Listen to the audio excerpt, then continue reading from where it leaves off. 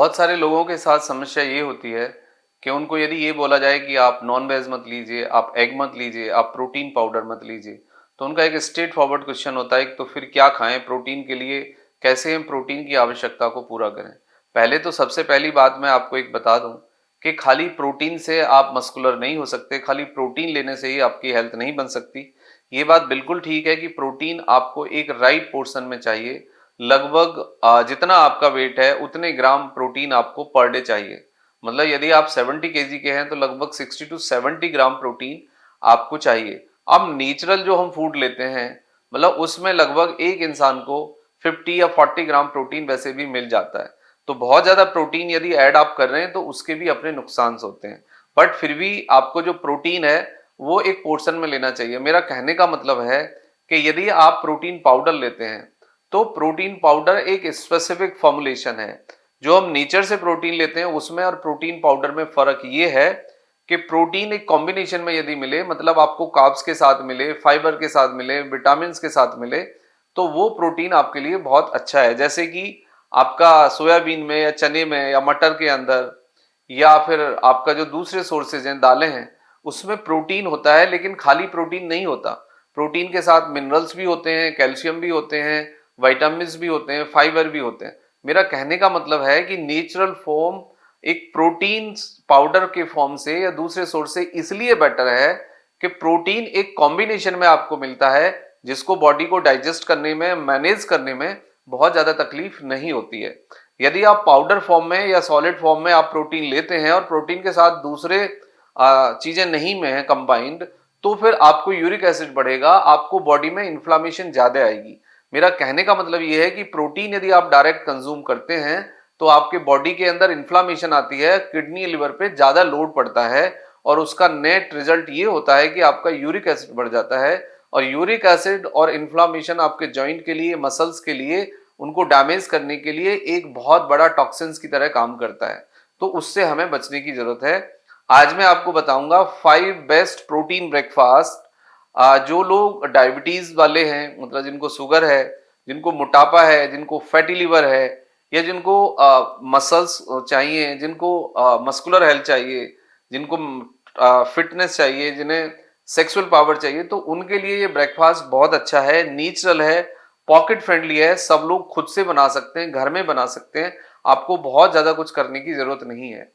तो आपको जब ये ब्रेकफास्ट आप लेंगे तो फिर आपको दूसरे सोर्स से प्रोटीन कंज्यूम करने की पाउडर फॉर्म में कोई जरूरत नहीं है। लेकिन पहले जरूरत इस बात की है कि इसको समझिए और उसी तरीके से आप ब्रेकफास्ट बनाइए। मैं आपका दोस्त डॉक्टर सुनील कुमार और आप देख रहे हैं doctor Kumar education clinic. I am post doctorate in clinical medicine and the metabolic science. Last 2 decade से साउथ दिल्ली छतरपुर में as a clinical health physician and the metabolic specialist में प्रैक्टिस कर रहा हूं और उसके आधार पे मैं आपको गाइड करूंगा। यदि चैनल पे आप नए हैं तो चैनल को सब्सक्राइब करिए, आइकन बेल हिट करिए, अपने फ्रेंड के साथ शेयर करिए और जो भी आपका फीडबैक है वो आप हमें मैसेज से कन्वे करिए। तो सबसे पहला जो सोर्स है, बेस्ट जो ब्रेकफास्ट ऑप्शन है आपके पास, वो है आपके पास बेसन प्लस पनीर का चीला। तो आप बेसन लीजिए और लगभग 25% पनीर लीजिए, उसको अच्छे से मिक्स कर लीजिए और उसका चीला बना लीजिए। और आपको जो चीला बनाना है वो देसी प्योर घी में बनाना है। कोई रिफाइंड ऑयल या कोई दूसरा ऑयल उसमें आप यूज नहीं करेंगे। थोड़ा सा आप फैट डाल के उसको चीला बना लीजिए। प्लस उसके साथ आप कर्ड ले सकते हैं। तो कर्ड यदि फैट फ्री हो तो ज्यादा बेटर है। यदि यंग बच्चे हैं तो वो फैट वाली कर्ड भी ले सकते हैं।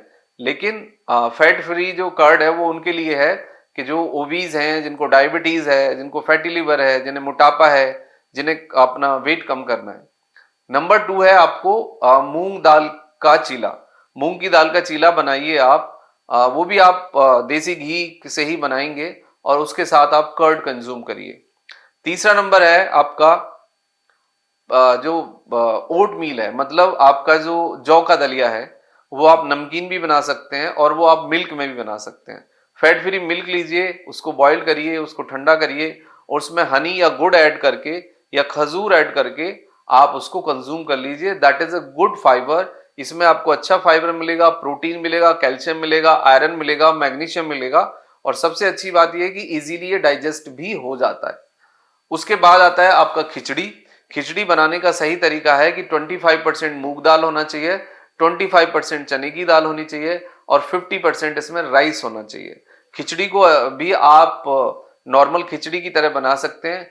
जिन लोगों को वेजिटेबल खिचड़ी बनानी है वो वेजिटेबल भी ऐड कर सकते हैं, जैसे टमाटर है, प्याज है, और वो नींबू उसमें ऐड कर सकते हैं, तो ये थोड़ा सा टेस्टी भी हो जाती है और वेजिटेबल खिचड़ी बन जाती है।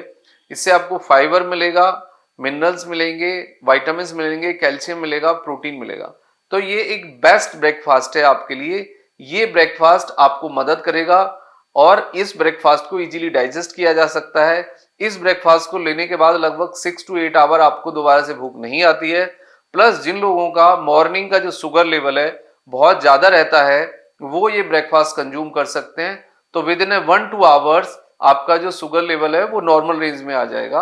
और ये जो डायबिटीज वाले पेशेंट हैं उनके लिए बेस्ट ब्रेकफास्ट है। जो लोग ओबीज हैं, जिनका फैटी लिवर है, जिनको वेट घटाना है, जिन्हें अपनी बॉडी को स्लिम करना है, या जिन्हें एक मस्कुलर हेल्थ चाहिए, ये सबके लिए बहुत अच्छा ब्रेकफास्ट है। इसमें आपको कार्ब्स तो मिलेगा लेकिन लिमिटेड मिलेगा, इसमें आपको कॉम्प्लिकेटेड कार्ब्स मिलेगा। ये ब्रेकफास्ट खाने के बाद आपका शुगर लेवल एकदम राइज नहीं करेगा, वो ग्रेजुअली राइज करेगा। तो एक solid stable protein rich breakfast है जो सबके लिए जरूरी है, जो सबको लेना चाहिए।